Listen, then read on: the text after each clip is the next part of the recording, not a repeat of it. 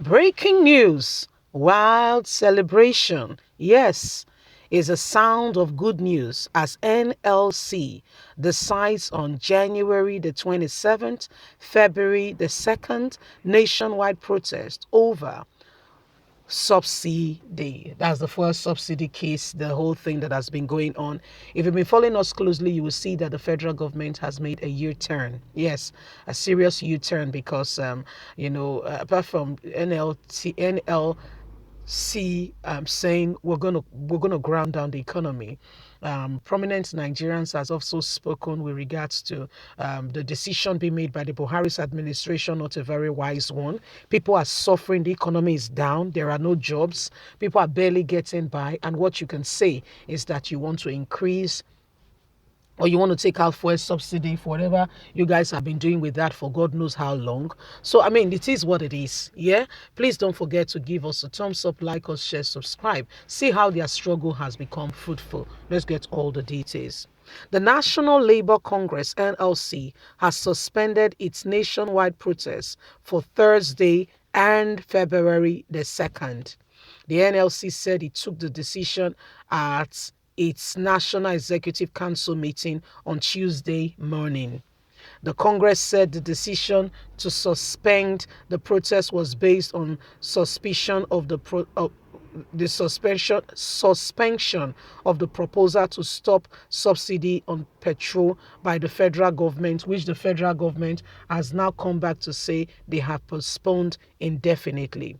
President of the NLC, Ayobo, broke the news at the conference on Tuesday. President of the NLC, Ayobo, broke the news at a press conference on Tuesday in Abuja. He said members of the NLC has been mobilized, we demobilized the federation as well as the economy would be crumbled if the federal government had not made a U-turn. Following the decision to suspend the protests, they said we are quite happy with the decision the federal government has taken over these matters. Nigeria, as it is already, is hard enough. To take out fuel subsidy and make life unbearable for the people will absolutely not make sense. We need to consider when we take decisions that affect the generality of Nigerians. There are no jobs, schools all over the country. What is going on? Infrastructure, the rails are not working. The system, the economy is down. Yet you want to take out fuel subsidy and the price of transportation will increase. Invariably, every aspect of the country will become harder and life will be tough for the people. These are part of some of the things we consider to embark on the nationwide threat.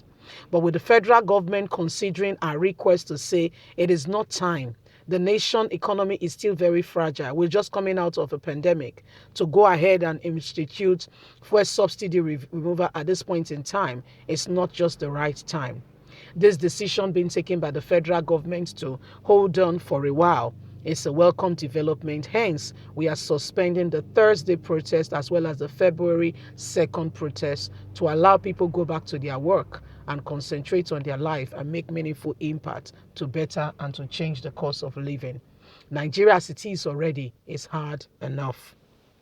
So there you have it, my wonderful people. The NLC has decided to call off the strike, saying there is no need for it. If the federal government has listened and have turned a new leaf in terms of what is experienced and what is currently going on, then there is no need. Okay, there is really sincerely no need to embark on the strike. It wouldn't make sense, you see. It wouldn't make sense. Any rational, rational human being who thinks about it and hear about it will say, so what is your purpose of still embarking on the strike when it has been cancelled? So, I mean, let's look at it squarely. Buhari's administration, 7 years and counting, what has he achieved? What has he achieved? It has achieved killing people indiscriminately more than any other regime. In fact, General Sani Abacha's administration was far, I repeat, far higher, much more better than the current administration we are experiencing. General Sani Abacha was considered a dictator. However, he was not as bad as what we are experiencing today. General Sani Abacha's time, not knowing that man was symphoning money. So when you look at leadership, you are wondering, when they come out with their manifesto and they speak and they tell Nigerians they are going to do A, B, C, D, Z, do they really mean it? Were they sincere? Are they really honest? Or is it just another ploy, another deceit to get people on their side? Then they go and they chuck the people off like a pack of, like rubbish. They dump them straight into the garbage. Buhari's administration is the administration that we've seen. Even in the time of military, people were free to express themselves and to protest. Buhari's administration came with the disguise of democracy, but the worst of all democracy, we have no democracy. If you're thinking about democracy, you need to really sincerely examine your thoughts again and tell me what you mean by democracy in this administration. People cannot protest. We saw the NSAS. What happened? How did it go? What was the resultant effect? Do you know how many youths died? Just a question. Think about it. All the youths were saying was, we continue to shout and to emphasize again that the people you call SARS that are supposed to be the whatever squad are the ones committing the atrocities. In fact, they were taking people's ATM and carrying out all forms of atrocities. And the youths were saying this was wrong. What did the federal government do? The same federal government paid hoodlums, gave them money to say, go and scatter the protest. It was an expression of a statement.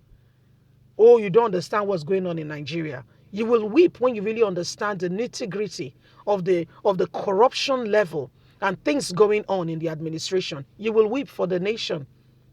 You will sincerely weep for the nation.